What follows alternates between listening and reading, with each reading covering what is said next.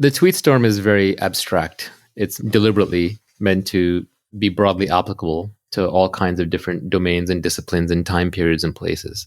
But sometimes it's hard to work without concrete example. So let's just go concrete for a minute. Look at the real estate business. You could start at the bottom. Let's say you're a day laborer. You come in, you fix people's houses. Someone orders you around, tells you break that piece of rock, sand that piece of wood, put that thing over there. There's just all these menial jobs that go on a construction site.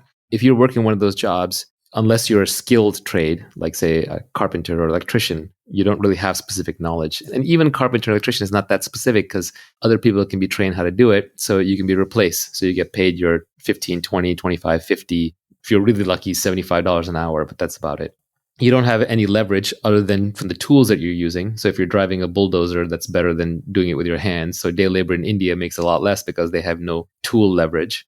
You don't have much accountability. You're a faceless cog in the construction crew, and the owner of the house or the buyer of the house doesn't know or care that you worked on it. One step up from that, you might have a contractor, like a general contractor, who someone hires to come and fix and repair and build up their house. That general contractor is taking accountability. They're taking responsibility. So now if, let's say they got paid $250,000 for the job. Sorry, I'm using Bay Area prices. So maybe I'll go rest of the world prices. $100,000 for the job to fix up a house. And it actually costs the general contractor, all said and done, $70,000. Well, that contractor is going to pocket that remaining 30. So they got the upside, they got the equity, but they're also taking accountability and risk. So if the project runs over and there's losses, then they eat the losses.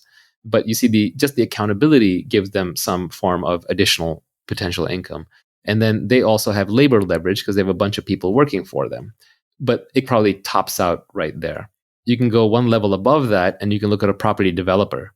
This might be someone who is a contractor who did a bunch of houses, did a really good job, then decided to go into business for themselves. And they go around looking for beaten down properties that have potential. They buy them. They either raise money from investors, they're fronted themselves, they fix the place up, and then they sell it for twice what they bought it for. Maybe they only put in 20% more, so it's a healthy profit.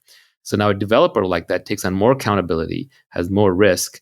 They have more specific knowledge because now you have to know which neighborhoods are worth buying in, which lots are actually good and which lots are bad, what makes or breaks a specific property. You have to imagine the finished house that's going to be there, even when the property itself might look really bad right now. So there's more specific knowledge, there's more accountability and risk, and now you also have capital leverage because you're also putting money into the project.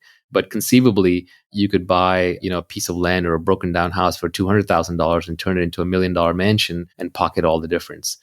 One level beyond that might be a famous architect or a developer, where just having your name on a property because you've done so many great properties increases its value. One level up from that, you might be a person who decides, well, I understand real estate and I now know enough of the dynamics of real estate that rather than just build and flip my own properties or improve my own properties, I'm going to be a massive developer. I'm going to build entire communities. Another person might say, I like that leverage, but I don't want to manage all these people. I want to do it more through capital. So I'm going to start a real estate investment trust. And that requires specific knowledge, not just about investing in real estate and building real estate, but also requires specific knowledge about the financial markets and the capital markets and how real estate trusts operate. One level beyond that might be somebody who says, actually, I want to bring the maximum leverage to bear in this market and the maximum specific knowledge. And so that person would say, well, I understand real estate and I understand everything from basic housing construction to building properties and selling them to how real estate markets move and thrive.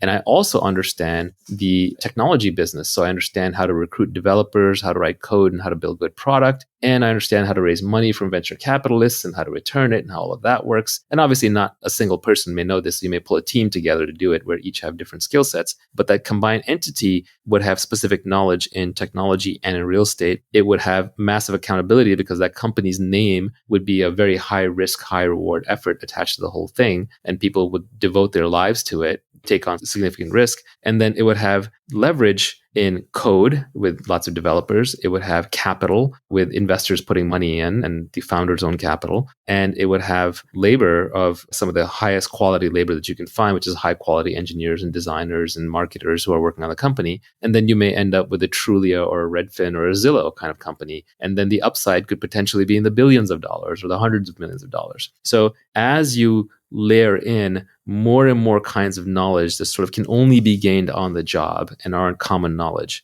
And you layer in more and more accountability and risk taking, and you layer in more and more great people working on it, and more capital on it, and more code and media on it. You keep expanding the scope of the opportunity all the way from the humble day laborer to the person, who might just literally be scrapping on the ground with their hands, all the way up to somebody who started a real estate tech company and then took it public.